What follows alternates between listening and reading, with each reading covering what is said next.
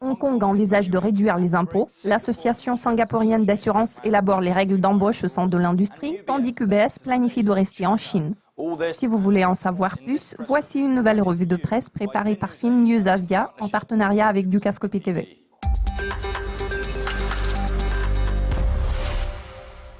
Hong Kong et Singapour sont rivaux dans le domaine de la gestion des capitaux internationaux. Le Conseil en développement des services financiers souligne la nécessité de réduire les impôts pour attirer un plus grand nombre de clients.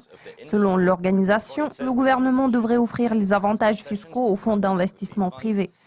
Les responsables du Conseil en développement des services financiers sont d'avis que cela favoriserait les investissements dans les entreprises locales.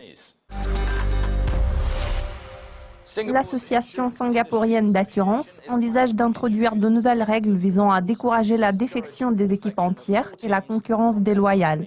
Cette décision survient à la suite d'une débauche de 300 agents d'assurance de Great Eastern par la société AIA Financial Advisors. L'association d'assurance présentera les nouvelles règles d'embauche dans un proche avenir. Le président d'UBS, Axel Weber, est déterminé à maintenir l'élan gagné par le géant en Chine. La banque suisse veut doubler son nombre de salariés dans le pays malgré les préoccupations concernant la croissance économique et le ratio d'endettement public. UBS a récemment nommé Catherine Cai au poste de responsable de la banque d'investissement en Chine. Le groupe a également réembauché David Chin pour exercer les mêmes fonctions à Hong Kong.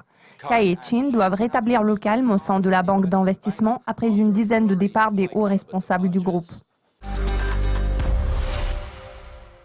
L'accord immobilier le plus important de l'année a été conclu à Singapour. Capital Land a racheté Asia Square Tower 2, qui appartenait à BlackRock, la plus grande société de gestion de fonds indépendante à l'échelle mondiale. Le centre d'affaires est situé dans le quartier Marina Bay, le cœur financier de la ville-État. Le montant du deal s'élève à plus de 2 milliards de dollars de Singapour, ce qui est un chiffre record pour la région Asie-Pacifique. Le centre d'affaires Asia Square 2 abrite les bureaux des entreprises telles qu'Allianz, Mitsuo, Mitsui, National Australia Bank et Westpac. Si les actualités sur les acteurs de la FinTech vous ennuient, vous feriez mieux de ne pas regarder cette vidéo jusqu'à la fin. Voici une bonne nouvelle pour les sceptiques de la blockchain. Mike Aitken, innovateur australien et PDG du Centre coopératif de recherche sur les marchés de capitaux, affirme avoir conçu une nouvelle technologie de négociation et de paiement. Selon lui, elle est bien meilleure que la blockchain. Au moins, c'est ce qu'il a annoncé lors du sommet sur l'innovation à Sydney. La technologie a été jugée prometteuse par le gouvernement australien. Mike Aitken a remporté le concours national et s'est vu attribuer le titre d'innovateur de l'année 2016. Dans le cas où vous seriez intéressé par son innovation, elle s'appelle la technologie de l'argent numérique.